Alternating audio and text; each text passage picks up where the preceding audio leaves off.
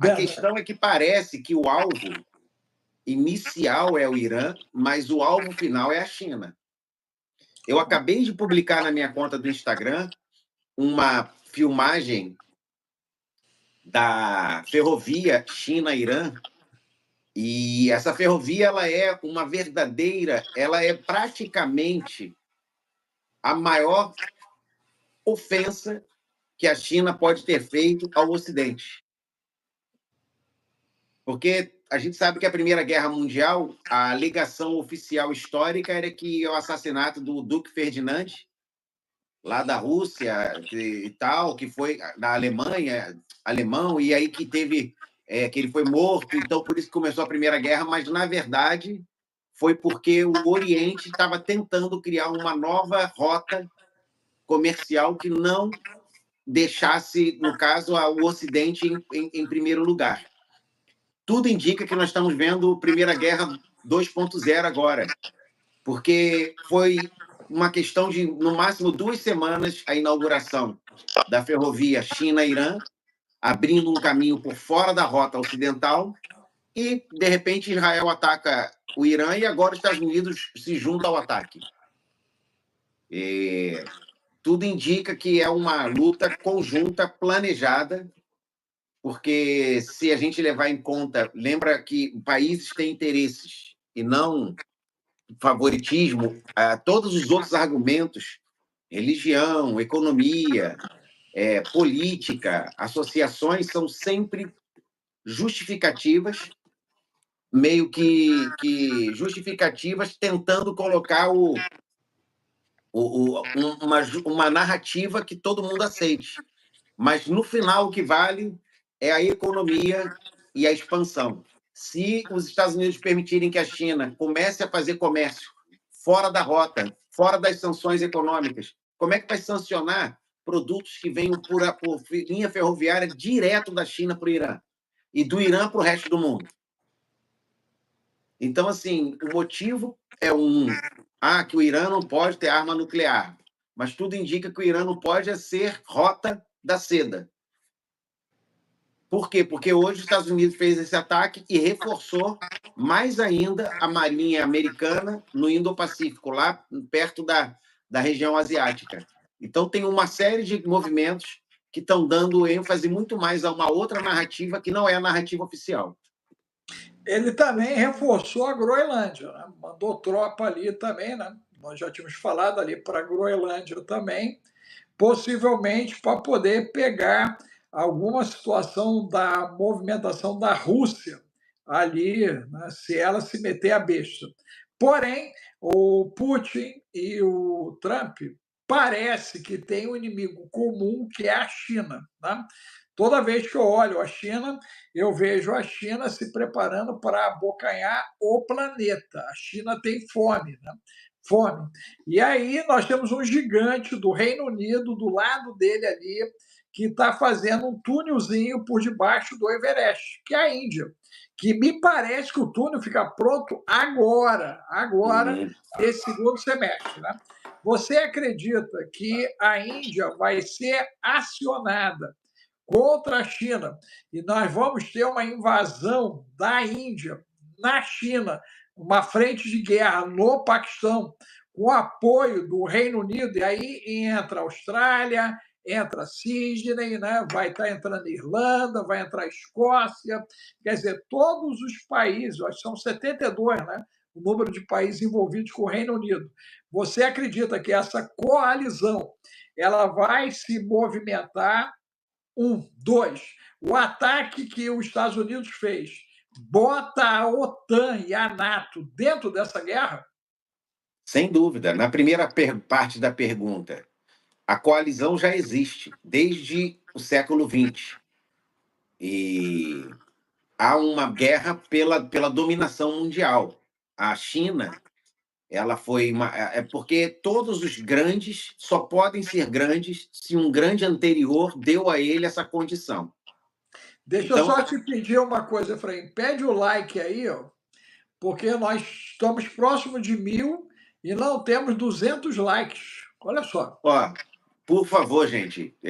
Assim, nós estamos chegando a 800 pessoas aí. E 1/5 só de like. Por favor, dê um ok aí. Né? E se você puder doar 5 centavos de real, 5 centes de dólar, 5 centes de euro, você vai nos ajudar também. Você que não está inscrito, se inscreva no canal, ative o sininho e faça igual a Regina Silva, né?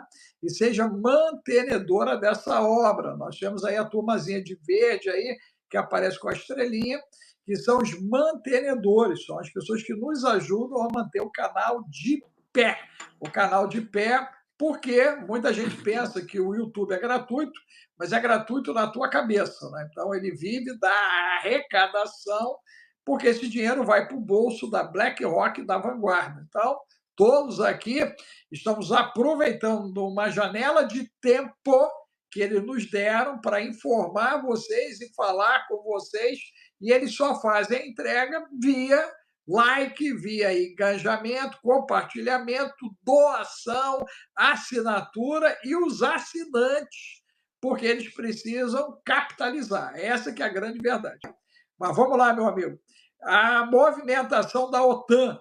A OTAN, você estava explicando que a OTAN, quando eu te interrompi, no século XX já houve essa coalizão do Reino Unido, essas nações, as antigas colônias inglesas, elas juraram morrer pela realeza inglesa, inclusive a Índia está nesse pacote. Né? Então, você acredita que eles vão honrar esse compromisso? O que acontece é que assim, o movimento que os Estados Unidos está fazendo dá a impressão que é uma reação à situação atual, mas quando a gente faz uma leitura mais distante, mais longa, a gente descobre que, na verdade, isso já vem acontecendo há um tempo. Por exemplo, o governo Biden-Harris, que era um governo totalmente de esquerda, ao oposto do governo Trump, que é conservador. De direita, o Biden-Harris era liberal e progressista, esse é mais conservador, mas eles estão quase que alinhados em política, como no Brasil. Um levanta a questão da rede 5G e o outro dá continuidade nos contratos. A gente vê as brigas, são sempre narrativas e políticas, mas a política de Estado ela vem seguindo um padrão. Ou seja, no governo Biden houve a guerra. O Trump sempre diz assim: se eu fosse o presidente, a guerra da Rússia não teria começado. Quando você ouve ele dizer isso, e ele, a mesma fala que ele usa para dizer que se ele fosse presidente não teria começado a guerra, é a fala que ele diz que em 48 horas após assumir o cargo, ele acabaria com essa guerra. E ele não acabou. Aí você fala, mas por que ele não acabou? Ele é mentiroso, ele é Pinóquio? Não, é porque é uma agenda que começou com o enfraquecimento da Rússia, ocupar a Rússia com a Ucrânia. Depois vem o Irã, que é o maior aliado da China no Oriente Médio. Tem que parar os apoios externos da China, assim como Israel fez a mesma coisa com o Irã. Primeiro ele atacou o Hamas, que era um proxy mais próximo do Irã, depois o Hezbollah, os Houthis, e agora que ele já conseguiu literalmente defenestrar as forças desses proxies, ele atacou diretamente o Irã.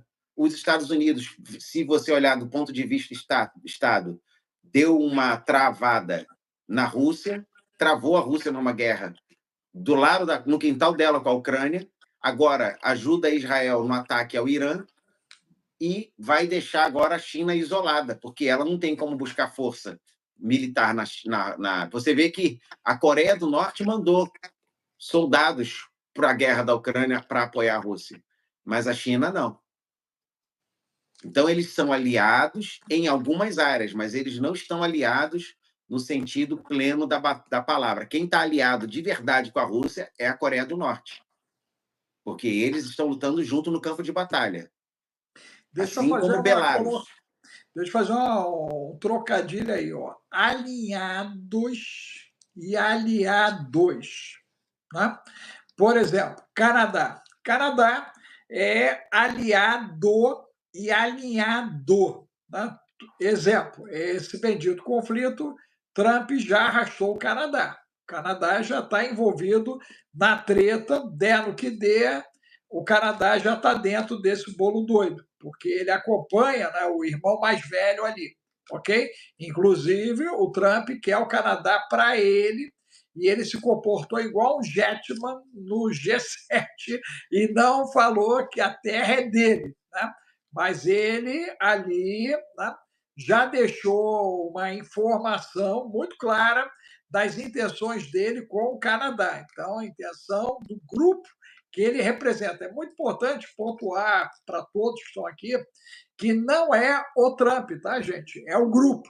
Existe um grupo, ok? Como o Silva disse, que existe a cabeça do povo dos Estados Unidos da América, você tem alguém, ou melhor, um grupo, que pensa e executa. Tanto é fato que o anterior não tinha condição nem de governar, já no primeiro ano. E ninguém pediu o impeachment do cara. O cara foi sendo arrastado, literalmente, por mais 3 anos ali, né, cumprindo o mandato dele, até chegar a hora do Trump fazer o seu retorno de maneira massiva, né, esmagadora, e esmagadora. Agora, dentro dessa linha de raciocínio, nós temos a bolha americana que esvaziou. Como aconteceu isso, meu amigo? Cadê aquela multidão que estava nas ruas? O que acontece é que a população, como um todo, na história, ela não tem uma opinião baseada em fatos, porque ela não consegue acessar as informações reais do que realmente vem acontecendo no mundo. O que elas têm são impressões baseadas em notícias. E as populações são muito fáceis, sempre foram muito fáceis de serem manipuladas, mas nunca foi tão fácil quanto na era da rede social. Por isso que algumas instituições não governamentais, como a Open Society, do George Soros, e outras organizações não governamentais, conseguiram tanto poder dentro de países que antes não eram tão fáceis de serem afetados por agentes externos. Por quê? Porque eles colocam um exército de pessoas já devidamente colocadas e posicionadas dentro das redes sociais nos países que eles têm interesse em agir, e fomentam as pessoas a fazerem aquilo que eles querem. E estamos falando aí de milhões de dólares investidos. Teve um escândalo aí no Brasil, por exemplo, na época da eleição, de contas anti-A, anti-B, não era de um lado só, que eram financiadas por grupos exteriores. Isso já é hoje uma prática normal. Então, pega alguém com uma boa influência numa área X da sociedade e dá a essa pessoa um valor para ela bater ou defender um ponto de vista. E essas pessoas, claro, aceitam o dinheiro e começam. Aí você fala, isso é uma prática recente. Na rede social mas sempre existiu em notícias, em grandes redes. Quem banca tem favorecimento daquela rede, porque é quem põe a comida no prato que dá, né? Que dá ênfase do que deve ser dito. Então, só que assim, isso sempre foi muito concentrado nas grandes mídias. Hoje isso acontece nas mídias de rede social, influencers, tanto políticos quanto jornalísticos. Só para corroborar o que você está falando, né, a turma do Plim Plim, né, ela se estabeleceu no período da rapadura, inclusive apoiando a rapadura, né? Tá registrado isso. Inclusive o Jair que ficou, né? Ele falou sobre isso, inclusive, né? Da relação íntima que se teve no período da rapadura. Na sequência, ela também apoiou a Rapa Mole e recentemente ela foi para a Rapa Podre, né? Então nós chegamos na Rapa Podre, que é o momento que nós estamos vivendo hoje no país, né? E agora nós vamos entrar na Rapa Bichada, né? Bota aí, gente, ó, rapadura, hashtag rapa mole, hashtag rapa podre, bota aí hashtag rapa bichada. Nós vamos entrar na Rapa Bichada, ó. Julho começa a entrada da Rapa Bichada e você vai lembrar do ancião.